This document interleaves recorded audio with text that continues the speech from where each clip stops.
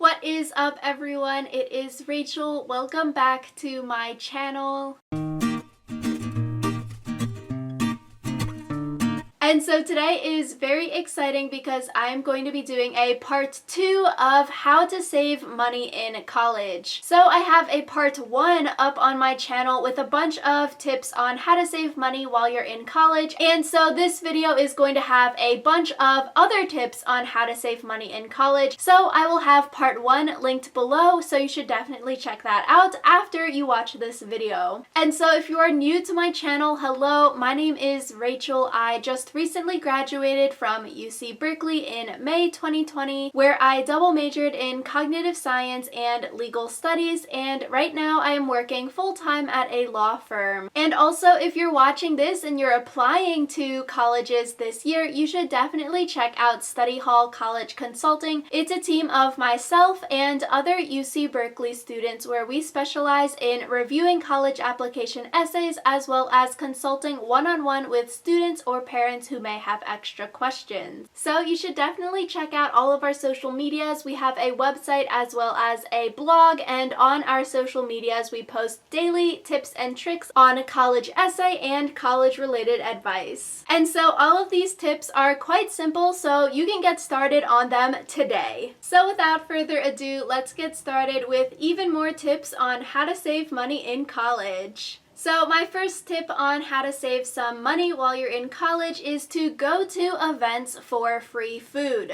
especially like your resident assistant, also known as RA events. RAs have big budgets where they typically buy food, buy snacks, buy school supplies, and they give them away for free. And so if you've been on my channel for a while, you know that I talk about being an RA all the time. I feel like the biggest pet peeve of RAs is that nobody comes to our events, even though we are literally giving away free stuff. Like when I was an RA, we took people to Six Flags, to a baseball game, like really cool things. My senior year as an RA, I actually bought free Thai food for the entire floor, and like 10 people only showed up. And so RAs put on these programs. You should definitely go, get the free stuff, get the free food, and chat with your RA because it's always so sad when no one comes to our events. Additionally to going to your RA's events for free food, you should definitely check out on your college campus if there are any events happening where there will be food or free stuff present. So like at Berkeley, we always had this big fair at the beginning of each semester where like a bunch of different companies would come and just give out free stuff. So I'd get like a bunch of free pens, free t-shirts. So like then you save money on like school supplies, t-shirts, stuff like that. And if they're giving out food, you can get some free food while you're there. So my next tip going off of that is to take food from the dining halls, which might be a little bit harder now if your dining hall isn't open or if it's all to-go boxes anyways, and you can't really pick which foods you want, versus most dining halls are usually like buffet style where you can go up, get as much food as you want, sit down, eat it, go up and get more food, and then leave when you're done. So like at Berkeley, my freshman year, they used to give out to-go boxes if you wanted to save food for like breakfast or the next day if you didn't have time to go to the dining hall, then they would give you this box and then you can get food to go and save it in your refrigerator. But then after freshman year, they discontinued that, and then only RAs were allowed to get to-go boxes, so everyone else was forced to eat in the dining hall, so then you couldn't really take food out. But like my sophomore and junior year as an RA, with our meal plan, we could swipe our friends into the dining hall for free, but then they also discontinued that my senior year, so like they just discontinued all of the good perks of dining. But anyways, if you do live off campus and someone you know, a younger student in RA, can swipe you into the dining halls for free, you should definitely take advantage of that. And when you're in the dining hall, if they don't provide to-go containers, you can like secretly sneak to-go containers in, so like bring some plastic Tupperwares and then get food on your plate and then stick it into the Tupperware and stick it back into your backpack, which is like, you know, technically not allowed,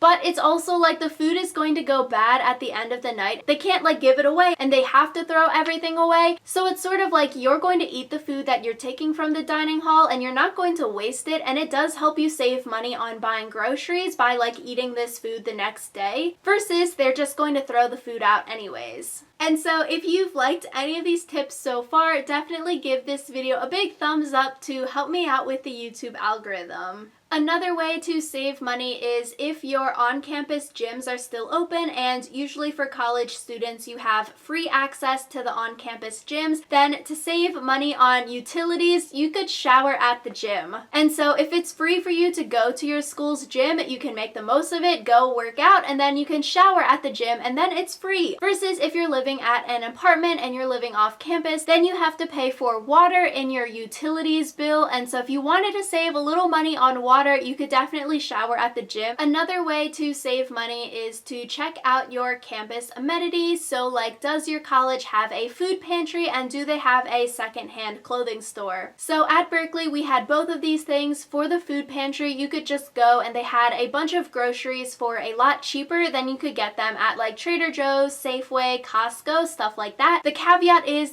that they're going to have a bunch of the staple pieces, but you probably won't find your like favorite snacks or like really niche items at the food pantry, because typically they're usually small. But if you are trying to save money, you could go to the food pantry for those staple items, and then if you wanted to splurge on snacks, then you could also buy that elsewhere. And also at Berkeley, we had this really cool secondhand clothing store, but it's also like a student club, so a student organization, and they were located in the student union on campus. So you could go and you would donate your clothes, and then other students could buy them for like $1 to $5. Because it's all college students and like it's a college student run group, typically the clothes are all like really cute, so I would definitely check that out. So my next tip is to look for student discounts. And so depending on where you go to college, your discounts might be different, but I feel like for Berkeley, we could get like Amazon Prime for discounted because we were students. You could also go to like movie theaters and show your student ID and then get a cheaper movie ticket price. There might be like student discounts for Chegg and stuff like that, like study help sites. So you should definitely figure out what places give student discounts and like where your school is giving you student discounts, and then sign up for those using your university email, make an account, and then save money. So in my part 1 of how to save money in college, I talked a little bit about textbooks and like buying them used or renting versus buying them new, which helps to save money. But also a great way to save money is to search for your textbooks online and find the PDF version for free. And so sometimes if you're lucky, you can save like a couple $100s or so on a textbook. I feel like it doesn't hurt to search it up. You stick the title in there, like the serial number, the edition number, and then you look it up, see what you can find, and see if you can find the PDF online, if it's just downloadable, versus paying all that money for a textbook that you might not even use that much. So another way to save money but also make money in college is to sell the things that you don't use. So you could sell them on like your school's Facebook pages. You could also sell stuff on Facebook Marketplace or sites like Depop, Postmark, or Mercari. So when searching for your college Facebook groups, you can just look up like your school name and then free and for sale or like buy and used groups on Facebook that are under your college, and then it's just a bunch of college students selling their stuff. So like on Berkeley's free and for sale page, I would see a lot of people selling their clothes that they don't really wear anymore. People, when they're moving out of their apartment, would sell like their desk and their chairs. Sometimes you could get a TV on there if people are moving. So that's a great way to make money if you have things that you want to sell, but also if you're looking to buy like a desk or a chair or a lamp or things like that, then you should definitely check out those Facebook pages rather than buying new,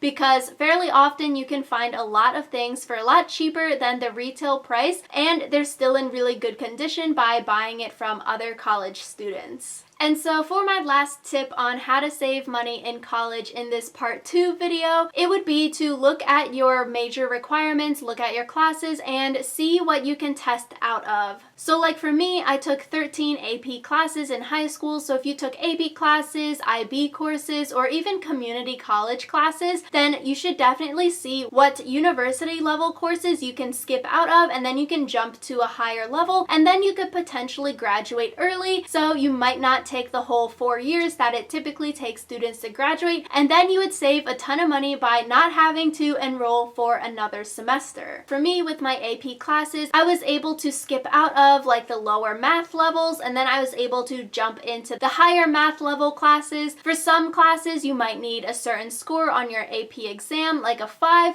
Other classes or major requirements, you might just need like a 3, 4, or a 5 on your AP exams. So you should definitely see what you can test out of. If you did community college, see which classes correlate to the classes at the university and see what you can skip, because honestly, you also don't really want to waste your time if you already learned that material and you can just jump to the next level. But you know, sometimes it is good to retake those classes. Like even if you scored well on the AP exam for math in high school, maybe the college level math is way harder than everything that you learned in high school, so it might not be the best to jump to the next level, and you might still want to start at the first level to get used to what college level math is like. And so that is the end of this part 2 of the video. Hopefully you all enjoyed. Definitely let me know in the comments if you have any other money saving tips that you think other students should know about. And if you had any videos that you wanted to see me do, definitely let me know in the comments as well. And so don't forget to give this video a big thumbs up to help me out in the YouTube algorithm. It really means a lot. And don't forget to check back on my channel because I post every single Sunday and Wednesday